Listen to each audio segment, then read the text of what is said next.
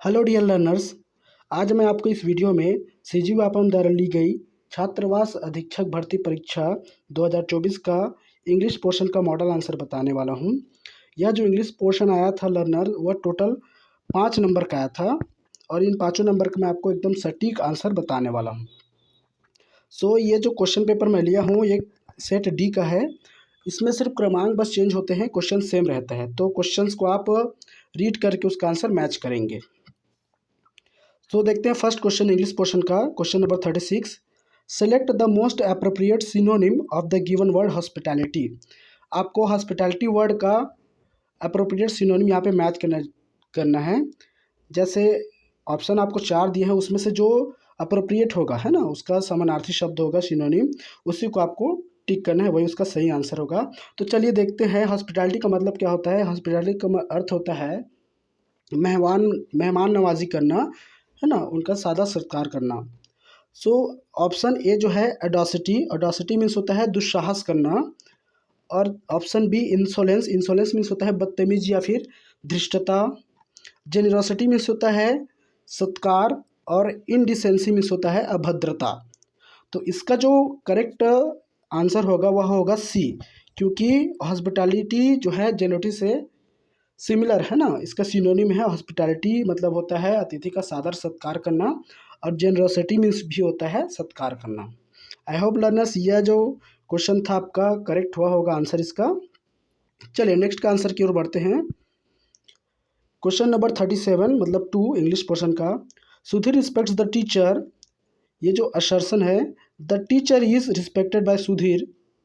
Reason इसका the active object the teacher has become the passive subject.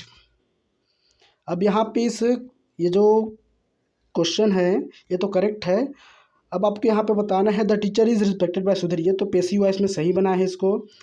और इसका reason जो है the active object the teacher has become the passive, ये reason भी correct है।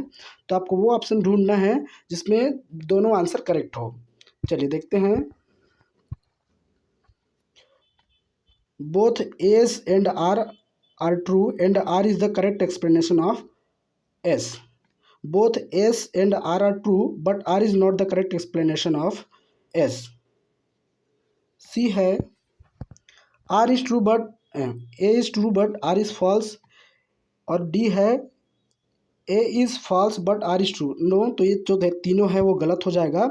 इसका जो करेक्ट आंसर होगा लर्नर्स ये ए होगा, क्योंकि इसका जो असर्शन है और रीज़न है वो दोनों एकदम करेक्ट है। और यही इसका करेक्ट एक्सप्लेनेशन है कि जो द टीचर है यहाँ पे वो पैसिव वॉइस में क्या बन गया है, पैसिव सब्जेक्ट बन गया है। देखिए सामने आ गया है the teacher. I hope learners ये आंसर भी आपका सही हुआ होगा। चलिए आगे बढ़ते हैं। यहाँ पे he has not red anything blank Tuesday. ये जो क्वेश्चन है, ये जो सेंटेंस है, यहाँ पे आपको फिलअप करना है प्रीपोजिशन फ्रॉम, ओवर, सिंस और फॉर। तो यहाँ पे ट्यूसडे है, स्पेसिफिक टाइम है, इसलिए यहाँ पे आ जाएगा सिंस, है ना, यहाँ पे आ जाएगा सिंस। तो इसका जो आंसर होगा he has not red anything since Tuesday. तो इसका जो करेक्ट आंसर होगा लर्नर्स वो होगा डी, सिंस। चलिए आगे बढ़ते हैं। क्वेश्चन नंबर 39 या फिर इसको बोलेंगे fourth. Blank player sang blank song in honour of blank chief minister. तो यहाँ पे जो आएगा लर्नर्स 39 क्वेश्चन में वो जो आएगा the players sang a song in honour of the chief minister. तो चलिए यहाँ पे देखते हैं, फर्स्ट में आना चाहिए the players sang a song in honour of the chief minister. तो ये वाला ऑप्शन कहाँ है, द, ए और द कहाँ है, ये question number option number D. तो ऑप्शन नंबर डी जो इसका करेक्ट आंसर होगा। आई होप लर्नर्स ये आंसर भी आपका सही हुआ होगा। चलिए आगे बढ़ते हैं। लास्ट क्वेश्चन, इसको आपको मैच करना है इसके मीनिंग के साथ। इसके ऑप्शंस को मैं पहले आपको बता देता हूँ।